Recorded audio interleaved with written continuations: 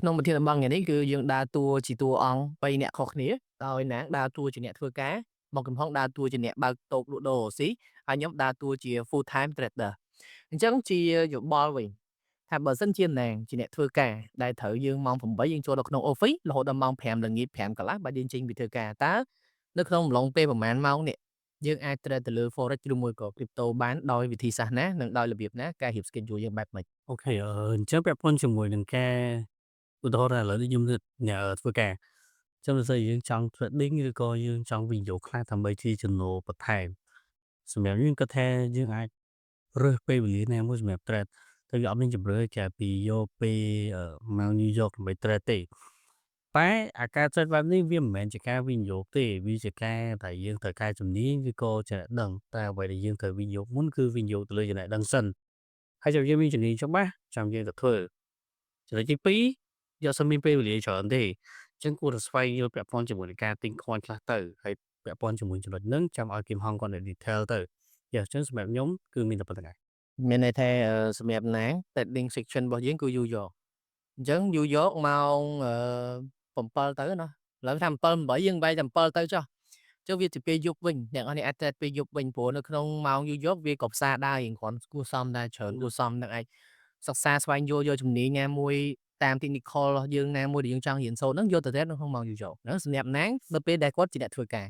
ព្រោះយើង trade ម៉ោងធ្វើការវាប៉ះពាល់ហ្នឹងហើយគេមកគេហ្នឹងហើយអញ្ចឹងសម្រាប់ប្រធានបទដែលជាអ្នករកស៊ីវិញឥឡូវឧទាហរណ៍ថាបងឯងជាអ្នករកស៊ីមួយដែលត្រូវបើកតូបតាំងពីម៉ោង7ព្រឹករហូតដល់ម៉ោង8 9យប់បើយើងបិទតូបអញ្ចឹងមានន័យថាវាឈានដល់ញូវយ៉កទៀត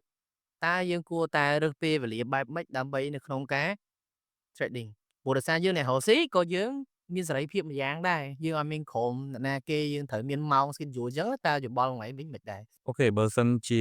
ខ្ញុំដើរតួអង្គជាអ្នករកស៊ីវិញតាមពិតទៅរកស៊ី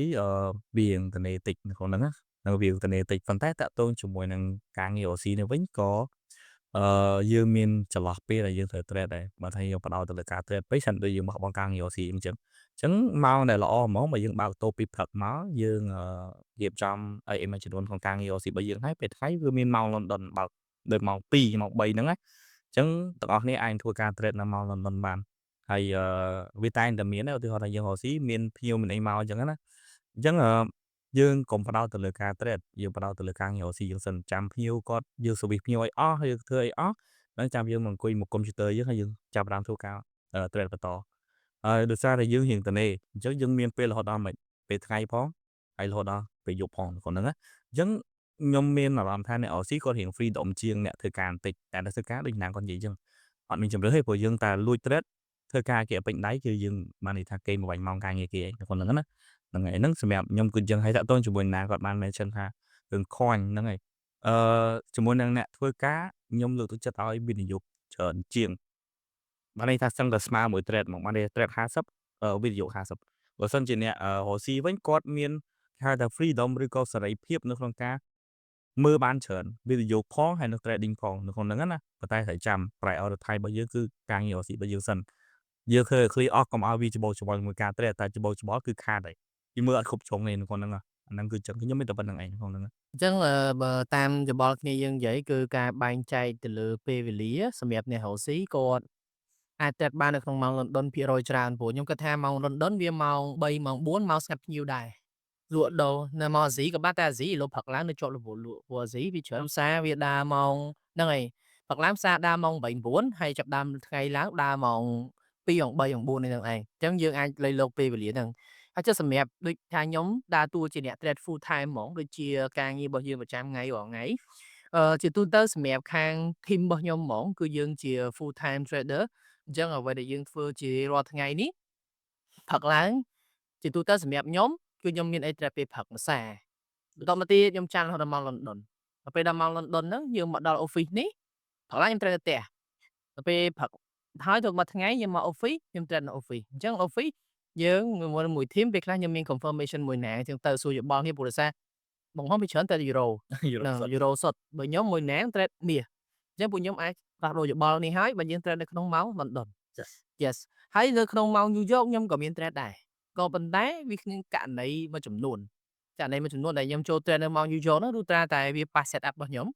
ទី1ទី2 ខ្ញុំខាតពីថ្ងៃខ្ញុំត្រូវការ recover ខ្ញុំចូលទៅ recover មក New York ព្រោះមក New York វាដើររៀងខ្លាំងជាង recover វាលឿនហើយមួយទៀតគឺកត្តាព័ត៌មាននៅព្រោះខ្ញុំសម្រាប់ខ្ញុំត្រូវម៉ោងព័ត៌មានដូចយើងមិញញ៉ាំ farm អញ្ចឹងយើង live នៅក្នុង Learn Here ក្រុមមួយណាងបានចូលរួមដែរគឺយើង live ម៉ោងព័ត៌មានអញ្ចឹង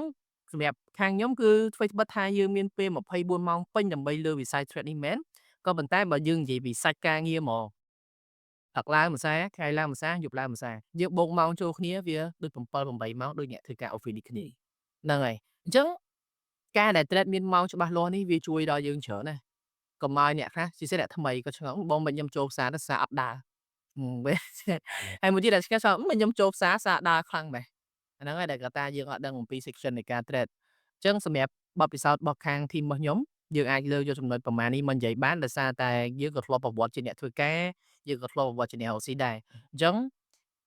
ចែករំលែកមួយនេះគឺសង្ឃឹមថាអ្នកនរគ្នាដែលគាត់កំពុងតែដើរតួអង្គណាមួយអាចចូល comment ចែករំលែកពីបទពិសោធន៍បានដើម្បីឲ្យអ្នកផ្សេងៗជាពិសេសអ្នកថ្មីដែលគាត់ចង់រកចំណូលពីវិស័យហ្នឹងគាត់អាចយកអ្វីដែលជាបទពិសោធន៍ហ្នឹងទៅអនុវត្តបាន yes អញ្ចឹងអរគុណអ្នកនរគ្នាជួបគ្នានៅសប្តាហ៍ក្រោយ